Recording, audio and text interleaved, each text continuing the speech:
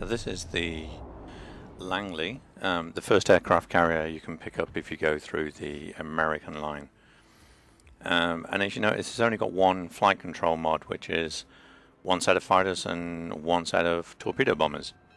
And you can't vary that other than upgrading your fighters or your AA. So there's really no option but to learn to play with one set of fighters and one set of torpedo bombers. The Langley itself, at least on mine, I have improved my my dogfighting skills. As with the number of points that I've got, that's the only one that really improves the effectiveness of the Langley. Obviously, you can move up to the Bogue. Now the Bogue gives you you start off with one set of fighters, one set of torpedo bombers, and you can upgrade that, and you can upgrade it to either one mod, which is one set of torpedo bombers and two sets of dive bombers, but that leaves you with no fighters. The other mod is for double the amount of fighters, so two flights of fighters and one set of bombers. Now that's my preferred mod. I do like to have fighters covering me, and I'm not a fan, to be honest, of dive bombers, but there don't seem to be any mods at this tier, to give you two sets of fighters and one set of torpedo bombers. And you can modify the effectiveness of your survivability of the fighters and the effectiveness of the AA guns. But that's pretty much it in terms of actual upgrades. So my preference here, like you say, is one set of fighters and one set of torpedo bombers. And the next tier is the Independence, which I don't have yet. Let's see what we can go. So the default is one of each. So one set of fighters, and you can upgrade that again to one set of torpedo bombers and two sets of dive bombers, which wouldn't work for me because I like my fighters. Or again, you can upgrade two sets of fighters and one set of bombers. I'm hoping that later on down the line, you will actually come across two sets of fighters and extra torpedoes. So I'll just research this and see what upgrades I can get. So I've just bought the Independence, and I've got enough to buy it as well. Sorry, upgrade it. I'll rather than transferring, I'll set a new commander in place. Woohoo! Okay, so I've just got the Independence, which is a tier 6 carrier. Let's see what upgrades I can get. So I can modify the air group, which improves the aircraft's fighting, or I can improve their survivability. And the other two are just normal body mods or engine mods. So nothing different there, apart from this +10 to aircraft guns effectiveness. That's new. I can't remember seeing that before. So let's just go and add these in. Okay, just a quick reminder of the carrier controls. You start off in heads overview. If you want to set a waypoint, you just click on the map. Wherever you click, it will go to on autopilot. If you want to set multiple waypoints, then you just press left shift, and I think you can do up to five individual legs just by keeping the shift button pressed when you press your mouse button. So let's we'll start off. We want to go to here, and then we want to pull in to there. So that's a nice route set for it. And then you click on down here any of the units, and you can do the same with them. It takes about 10 seconds for them to leave the carrier. They range in position above the carrier, then they head off along the waypoint direction that you just set. some nifty flying there. And again, just pressing shift alternates between the view that you've the top view and the unit perspective view. The unit perspective view doesn't give you any more information, but it does make you feel that you're playing something a little bit more than just a real-time simulator, which is essentially what you're doing in full view, the overview. You can play in this view for the entire game if you wish. But for me, I like to quick and flick to the unit perspective. Now there are no special keys that I can see to plane and carrier, any special instructions.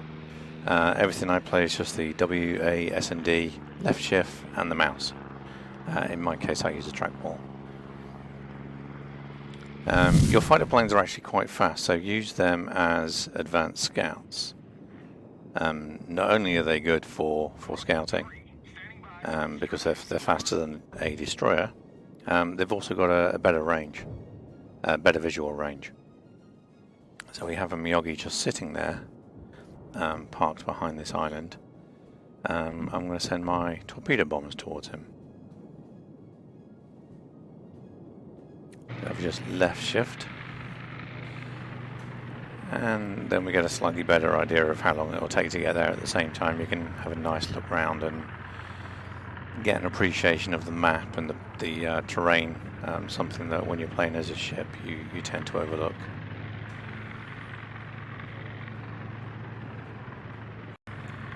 So let's just line up an attack run.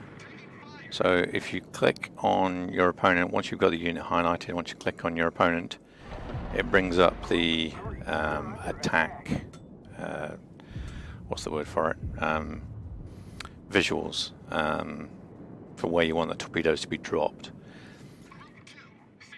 Now it's not that accurate, to be honest. I mean, you would think that, and it also keeps, like there for example, I actually want to attack here, but it keeps snapping back. So let's try there. It doesn't want to do that. It wants to keep snapping back. So I don't know whether that's a bug or some part of gameplay that I'm not aware of. And once they fire the torpedoes, they will automatically head back to base, unless you give them a different waypoint. And if you want them to go straight back, you can just press F. So highlight the unit and press F, and they will automatically go. In this case, however, I feel like taking a shot at these fighters. Now I lost half my flight, probably due to the battleship's AA, while I was providing eyes on. Let me just send them back as well. Now these are obviously returning to a battleship, an aircraft carrier, so we now know where the aircraft carrier is. Will I catch them before they start to line up for landing? Possibly. Here we go, yeah, so I think I've got one.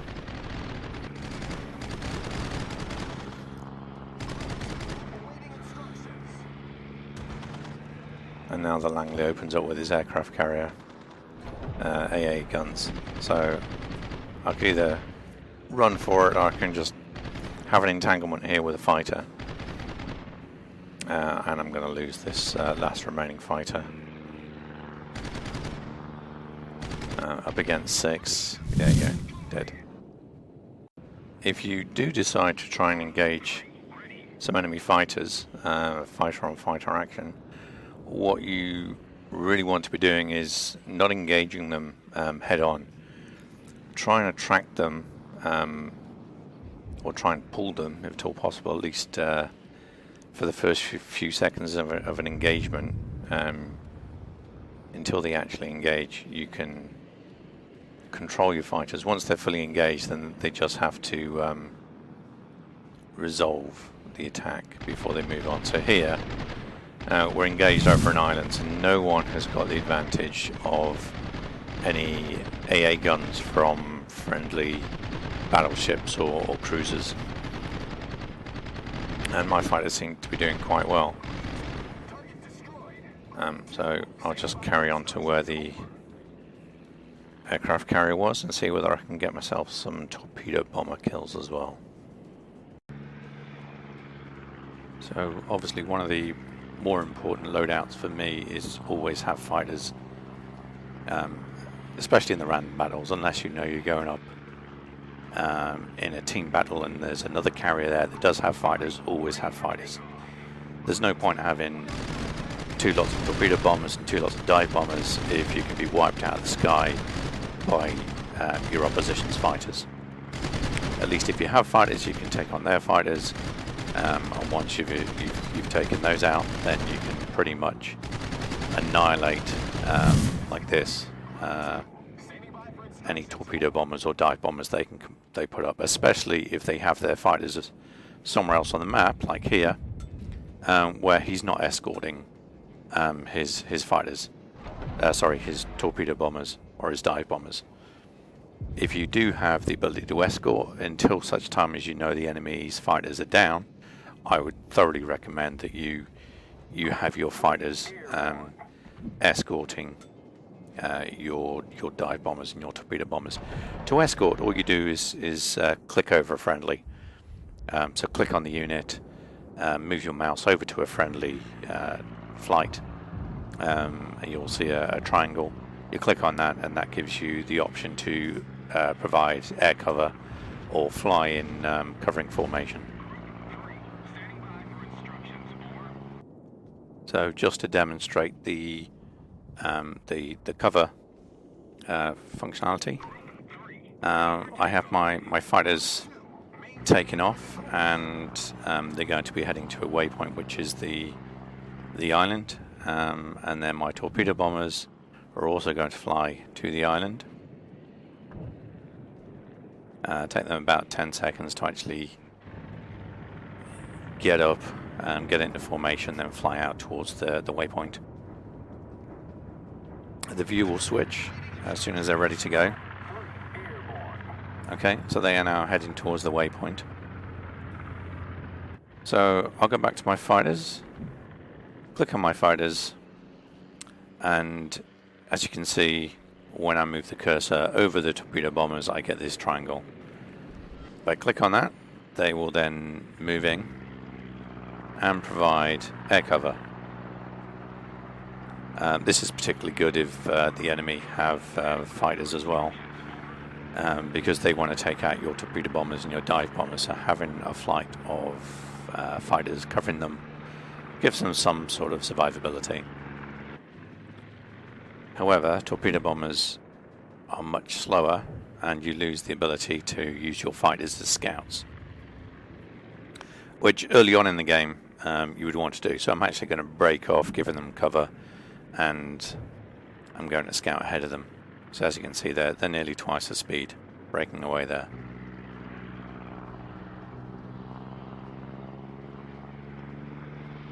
Now you can also do the cover functionality with friendly ships.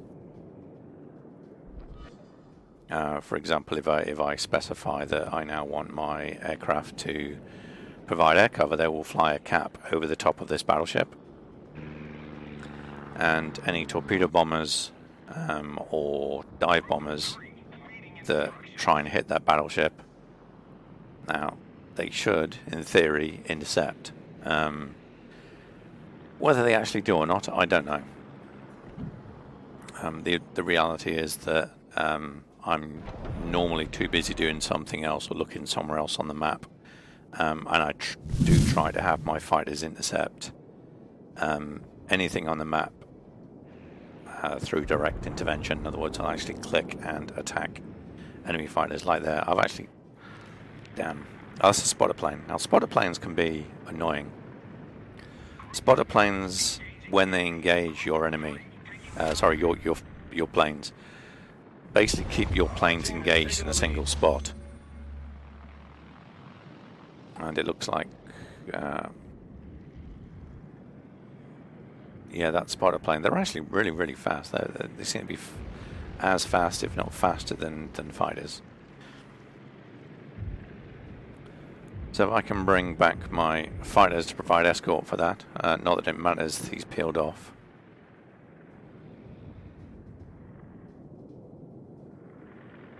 That is the cover mechanic. Like I say, I don't know whether if I actually click on it here to provide cover, they will fly around and they will give enhanced view to that battleship, eyes in the sky. And in theory they should intercept anything that comes close, but more often than not, like I say, I haven't actually seen that working as designed.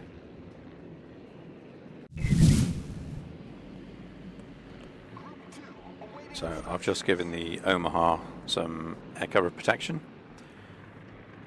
This guy is going to fire off some torpedo bombers at it. So this is actually an experiment, sorry Omaha, to see whether indeed they do intercept, provide air cover, or whether I need to directly interact. No, it looks like, yeah, they are going sneaky. He's actually pulled us off with a bluff and then launched the second wave.